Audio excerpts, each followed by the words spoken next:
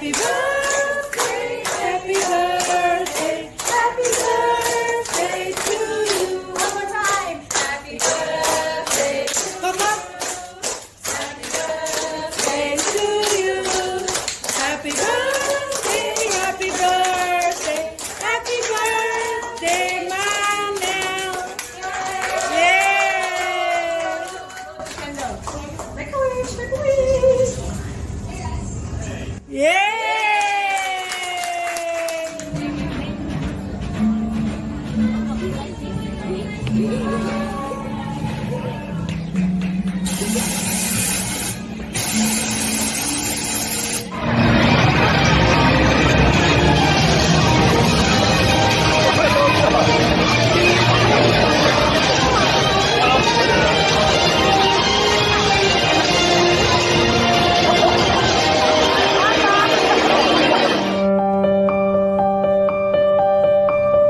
Apa yang Anda lakukan ketika pada akhirnya Anda kehilangan seseorang yang begitu Anda cintai untuk selama-lamanya? Sesuatu yang tidak pernah saya bayangkan akan saya lalui dan harus saya hadapi. Kehilangan orang yang sangat saya cintai sekali. It's all about grieving. Apa yang Anda lakukan ketika untuk selamanya Anda tidak lagi memiliki kesempatan untuk berbahagia bersama seseorang yang begitu mencintai Anda?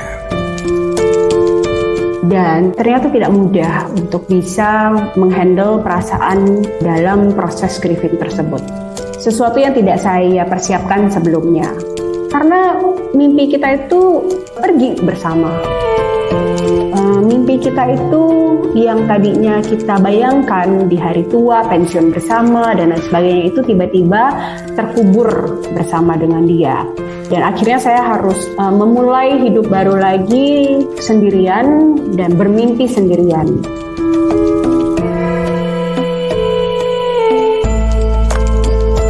Why Grieve? Sebuah kisah nyata about losing a love life grief story of Christine Putri Monteiro. 22 Februari 2022 jam 7 malam di Inspiring Putri YouTube channel. Why Grieve bersama Christine Monteiro and special song performance Halloween, sing and composed by Tabitha Roslin. Presented by Inspiring Putri. Inspire people, inspire nation.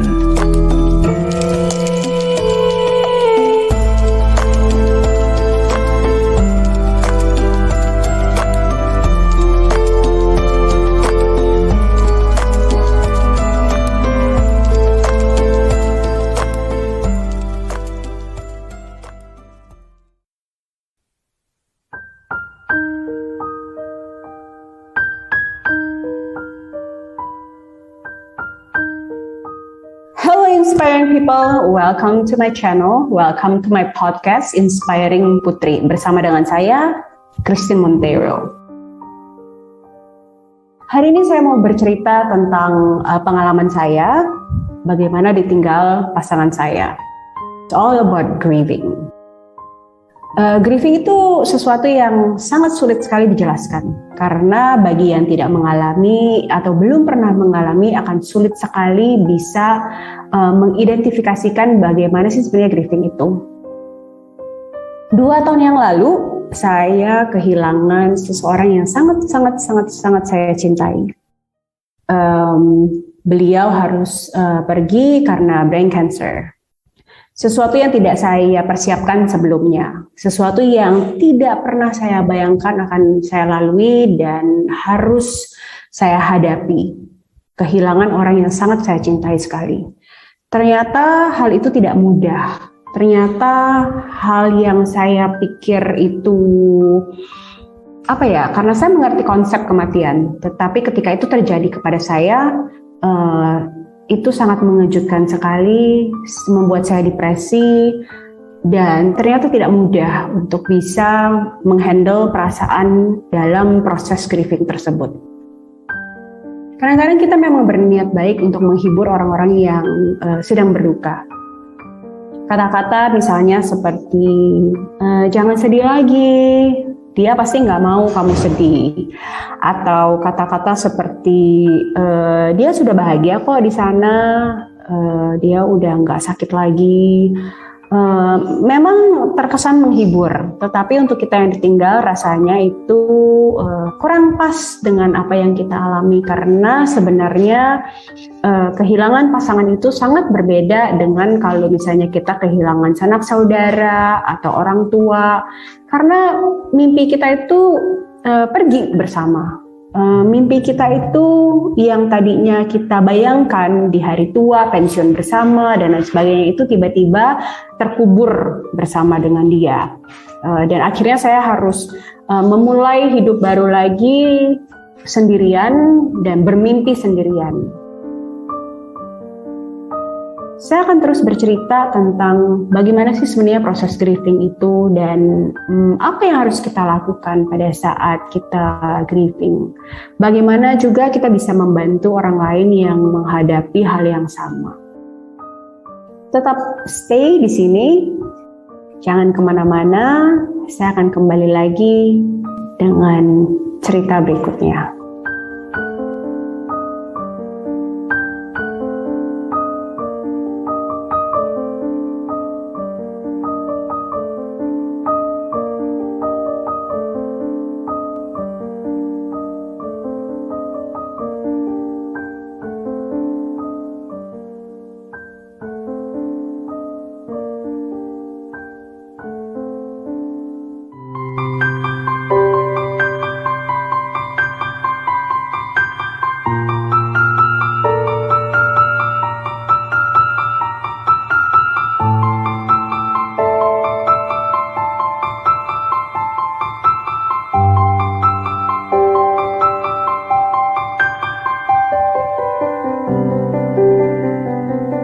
Lost as I stare at the clouds, chin on the palm of my hand, a sigh that's in my window seat. When gone,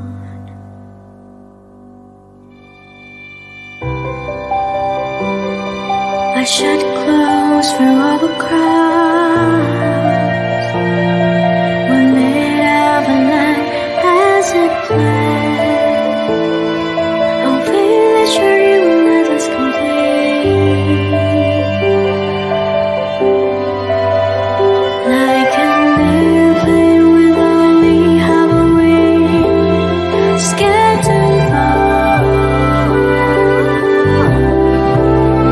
Nowhere to cling, its voice of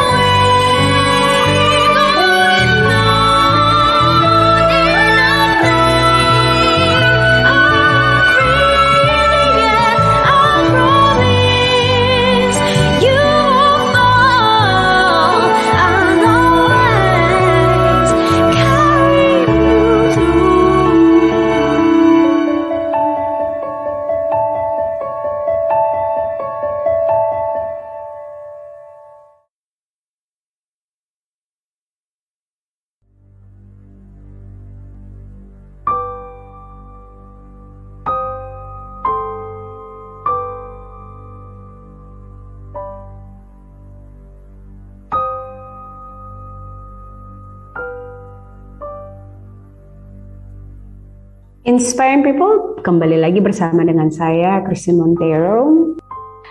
Ceritanya sebulan sebelum saya menikah, tiba-tiba dia mengeluh bahwa ada hal yang tidak enak di badannya dan dia merasa there is something wrong. Dia agak sulit menggerakkan tangannya, ciri-cirinya seperti orang kena stroke. Saya berpikir bahwa mungkin hanya ada sumbatan dan sekarang ini penyakit jantung itu lebih mudah ditanggulangi karena teknologi yang sudah sangat-sangat canggih sekali. Kebetulan oma saya juga mengalami hal yang sama. Beliau kena stroke dan gejalanya kurang lebih sama. Jadi waktu itu saya tidak punya rasa takut atau saya cukup menganggap itu hal yang tidak perlu ditakutkan. Kemudian saya ajak dia untuk check up, we did the MRI, terus setelah itu susternya bilang balik lagi 2 hari lagi untuk kemudian dibacakan hasilnya sama dokter. Ketika menunggu dalam waktu 2 hari itu cukup menyulitkan untuk kita karena kita menebak-nebak apa kira-kira yang akan terjadi, bagaimana dengan hasilnya dan sebagainya. Setelah 2 hari berlalu, kita kembali lagi ke dokter, terus kemudian dokter bilang ada tumor kecil di otak gitu loh. Saya penyintas autoimun, jadi kata-kata autoimun, cancer itu sangat sangat dekat dan buat saya tuh cukup familiar. Tetapi ketika dibilang tumor otak itu sesuatu yang sangat asing buat saya. Saya bertanya sama dokter, maksudnya tumor di otak itu seperti apa? Dan apa sih sebenarnya konsekuensinya kalau misalnya ada tumor di otak gitu? Dokternya menganggap enteng karena dia bilang, itu kecil, tidak besar. Waktu itu memang belum sampai 1 cm, jadi tidak perlu dikhawatirkan. Sekarang teknologi sudah canggih, bisa digunakan gamma knife untuk bisa menghilangkan tumor tersebut. Saya nggak terlalu khawatir setelah mendengar itu. Kemudian dokternya bilang, coba kita cek untuk kedua kalinya lagi, tambah kontras, kita lihat apakah hasilnya masih tetap sama atau tidak. Akhirnya kita tetap melakukan cek untuk kedua kalinya. Kedua kalinya hasilnya ternyata sama juga, dan dokter waktu itu bilang, ya sudah balik lagi nanti 6 bulan lagi, kita lihat hasilnya bagaimana. Nah, karena waktu itu saya membaca hasil diagnosanya itu ada kata-kata yang agak sedikit mengerikan gitu ya. Anaplastic astrocytoma, which is itu adalah salah satu penyakit brain cancer grade 3 gitu, dan cukup ganas sebenarnya.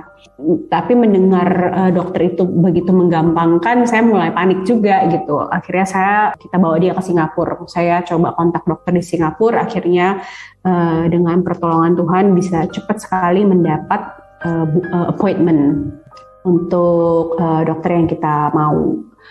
Dari sana rasanya dokter itu sudah tahu. Saya yakin bahwa ketika dia sudah punya jam terbang yang cukup tinggi, looking from one cases into another gitu ya, ada hal-hal yang kemudian tidak diceritakan sama dokter di Indonesia. Dia bilang antara satu MRI ke MRI yang 2 itu ternyata bertumbuh tumornya. Jadi itu hanya jarak waktunya hanya 1 minggu saja. Ternyata itu tumornya sudah bertumbuh dan itu tidak kita ketahui ya. Kedua adalah ternyata tumornya itu tidak bisa dioperasi. Jadi it's an unoperatable tumor. Itu deep seated tumor. Tumornya itu tidak bisa dioperasi karena terlalu dalam dan posisinya sangat tidak strategis untuk dilakukan operasi.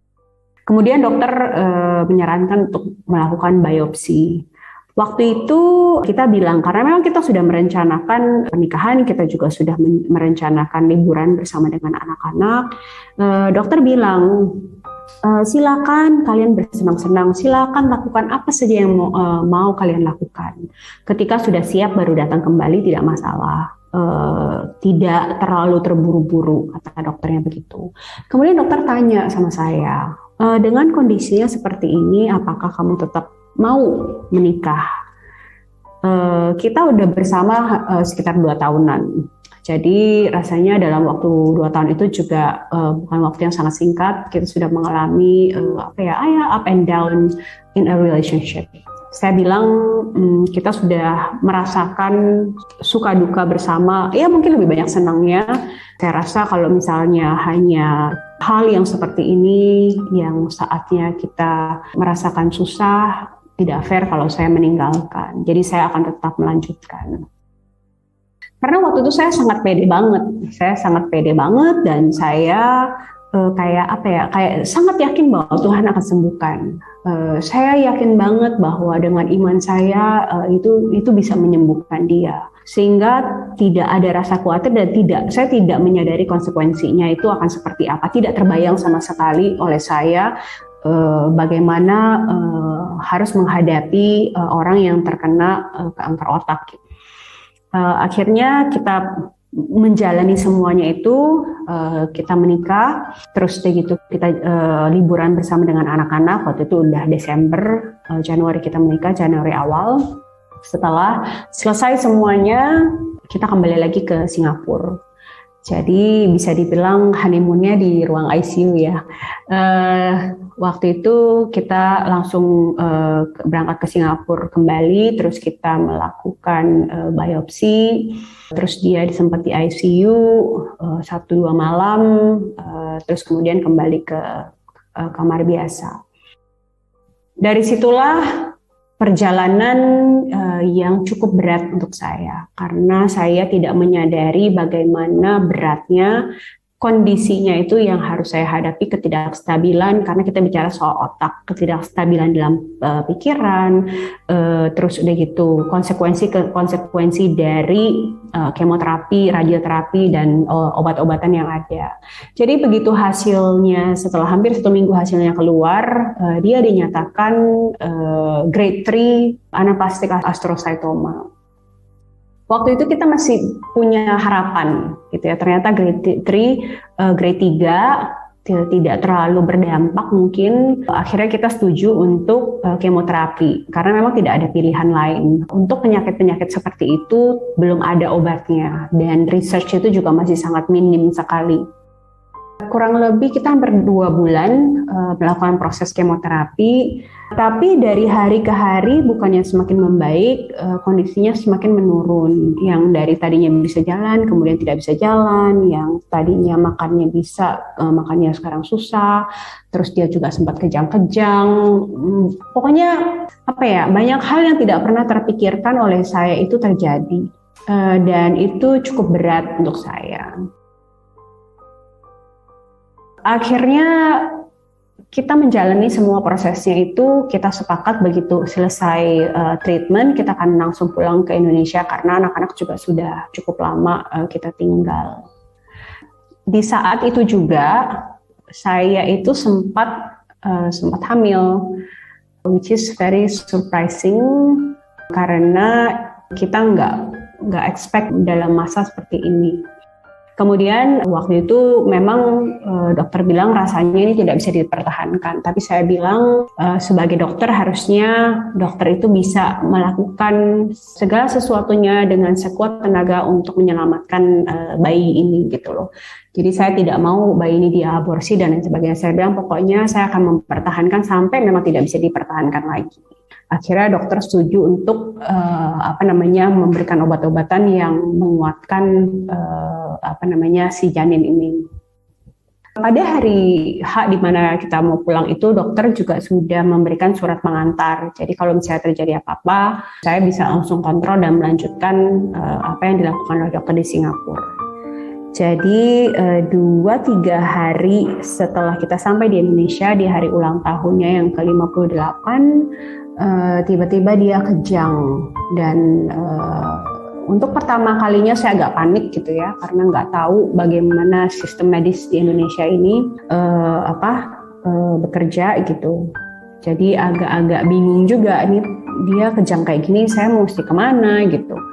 Tapi malah dalam waktu setahun itu menjadi hal yang sangat biasa buat saya.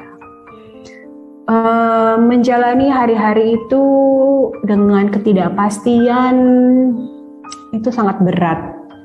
seperti saya itu berjalan di lembah yang kelam, tapi untuk bagian pertamanya itu belum kelam banget gitu loh. Masih punya harapan dan masih berharap bahwa dia akan semakin baik dan semakin baik.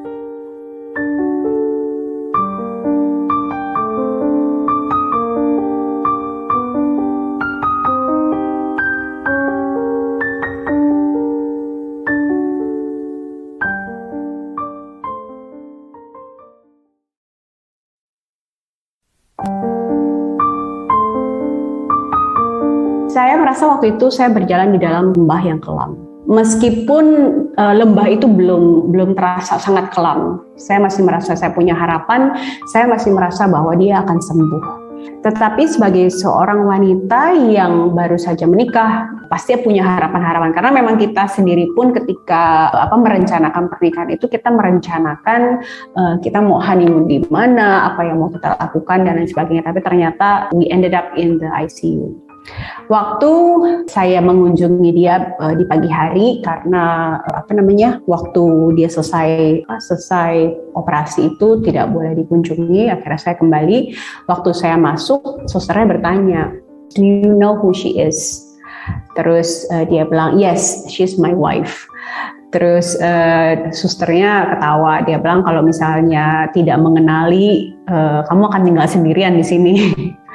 Terus he was very happy.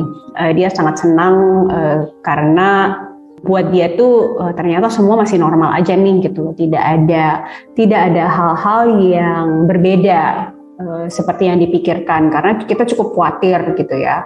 Meskipun dikasih tahu dokter bahwa the mortality rate itu sangat rendah untuk melakukan biopsi, but we never know apa yang terjadi di meja operasi.